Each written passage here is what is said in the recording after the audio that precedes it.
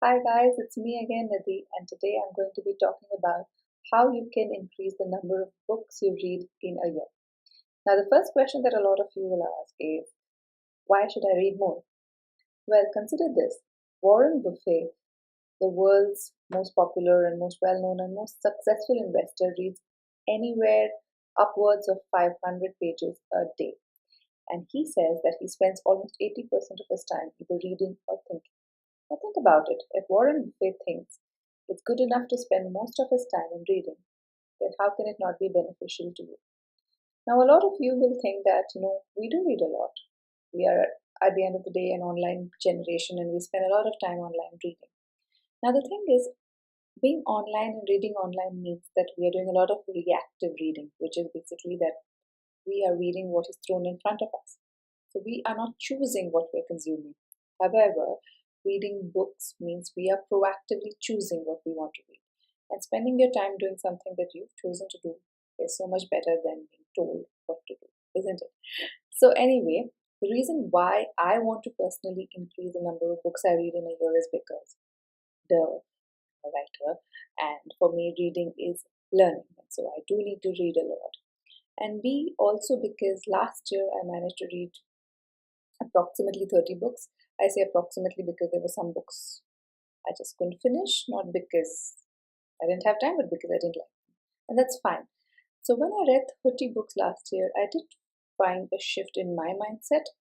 And I also thought that, okay, if I can read 30, this year I can read 50. So this year my goal is to read 50 books, because of which I decided that I'm going to find out strategies on how I can increase the number of books I can read in a year. And I asked around on my Twitter, Facebook, all the other social media for strategies that people use to read more. I also did a bit of my own research to save you time, to make you read more books this year than you did last year. So join me if you'd like to know 9 strategies that I've found that can help you increase the number of books that you read in this. All right, going on. Strategy number 1, and this is important, and this is what I just mentioned, is that you don't have to finish every book you start. And this may seem counterintuitive, but hear me out. If you pick up a book which you think is interesting, but later on you realize is really not your thing, don't put in more energy in just trying to finish it and putting a tick on the red. Because what you're actually doing is you're getting more and more anxious as you're reading the book because you don't like it, and you know how it works. It actually puts you in a negative frame of mind. So instead of trudging around trying to read a book which you don't really like, put it down and pick up another one, which is perfectly fine. And I think when I measure my goals of read books in the year, I am okay if I am not able to finish a book because I don't like it. Because honestly, I'm not doing anyone a favor by forcing myself to finish a book from the first page to the last page. Why would you do that? The second strategy to read more books in a year is have a book at hand always. Now, this may seem pretty obvious, but I think sometimes preparation is key and sometimes we don't prepare well enough. I have a book always, there are always books on my bedside table, there are books in my loo, there's always a book in my handbag, and of course, I have books on my Kindle app. And sometimes I do carry the Kindle in my bag, but I tend to forget. But I always have a physical book in my bag, which I read only when I am outside because it stays in my bag. I never take it out of my bag. So that is a great strategy, right? To always have a book, you're always reading. You have no excuse to run away from it. The third strategy is join a book club. Now, this is for the people who, I think joining a book club in any case is a great idea, but if you join a book club when you're not really too much of a reader, it at least forces you to read one book a month, which is usually the frequency at which book clubs meet. And if you do make it to all the 12 meetings in a year, you get 12 books in a year. Isn't that great? So, yeah. Strategy number 4 is read in sprints.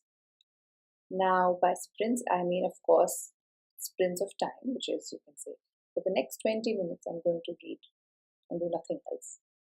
Or you can keep it as a sprint of books. You can say, sprint of number of pages in the book. You can say that I'm going to read 20 pages.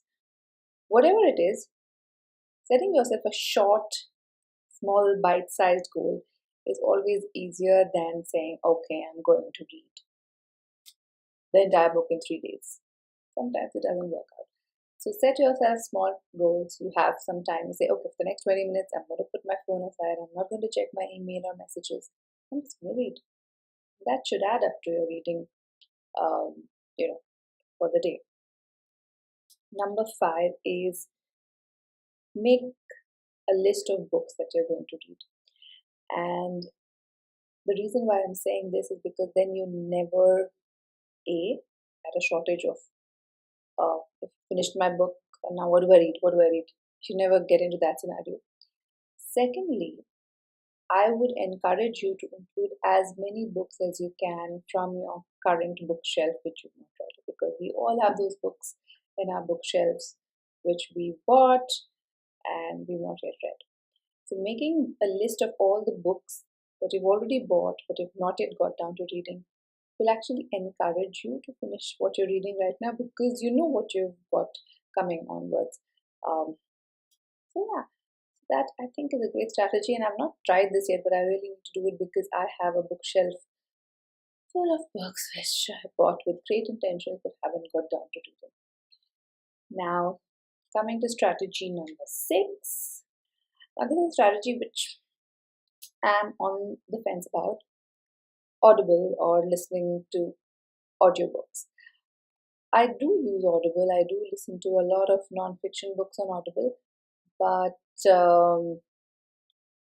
I'm not able to listen to fiction books. But if it works for you, then make it work, because Audible also gives you the ability to listen to books while you're doing other things, and that's multitasking at its best. And if you don't have an Audible subscription and you don't want to get into it, you can just download an app which can read your Kindle books to you. So there are so many apps available in the market which make the process of listening to books much easier. And honestly speaking, I think that's a great investment. Instead of listening to the TV or radio, you can actually listen to a book. Strategy number 7 again is talking about technology. Read on the Kindle. And I know a lot of you also have the Kindle app. So what I'm going to say here is read on the Kindle as much as you can rather than on the Kindle app, for 2 reasons. One, the Kindle has a backlight which doesn't strain your eyes, and if you're reading on the Kindle app on your phone or iPad, it does strain your eyes.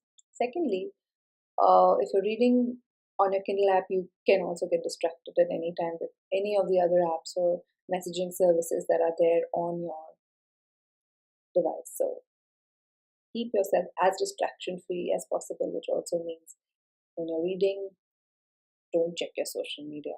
And one way to do it is put everything on silent and get on your Kindle or get on your physical book. The 8th strategy, is this 8th? Yes, it is 8th. Mix up the books you read. Mix up the length of the book to read is what I mean. Of course, you can mix up if it's fiction, non-fiction, the genre you choose. But other than that, mixing up the length is a great strategy to actually increase the number of books you read. So if you're reading, say, a large tome like Fountainhead or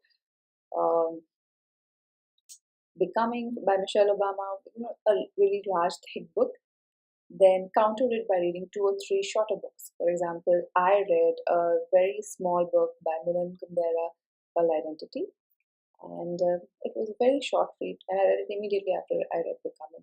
So it balances out things, and sometimes when you read a really large book or a big size book, you do have a bit of, you do get a little tired, so it also eases out the reading process. Having said that, a short book doesn't mean that it is going to be an easy book. Sometimes short books also take a lot out of you. So do keep that in mind while you're choosing your books. But yes, to increase the number of books that you read in a year, you can always be a little sly and choose thinner books. Right. Okay. The 9th strategy that I have is actually not a strategy, but it's just a habit that you can form, which is basically to read at night. Because before you sleep, you are supposed to put away all your devices, because we all know that devices and lights are not good for us. So you'd ask me, then why should I be reading? So I read this article by this author called Neil Pasricha, who says that if you use a red light, if you're reading a book, a red light actually stimulates the production of melatonin in your body. So if you're reading before you're sleeping, and using red light, you can actually aid in the process of winding down and sleeping better. What better way to put yourself to sleep than to tell yourself a good story? Isn't that why we tell our children bedtime stories? Okay, I know it's pushing that too far, but yeah. So yeah, so those are the 9 strategies that I've put together for myself to become a better reader this year, to read more books this year. And I would love to know of any more strategies that you may have um, for increasing the number of books that one can read in a year. Tell me if you like this video. Like, subscribe, comment, and as usual, I'm available on all social media channels as TypeWriterMom. I look forward to checking out your comments and hearing back from you. Ciao, ciao. Take care. Have a great weekend.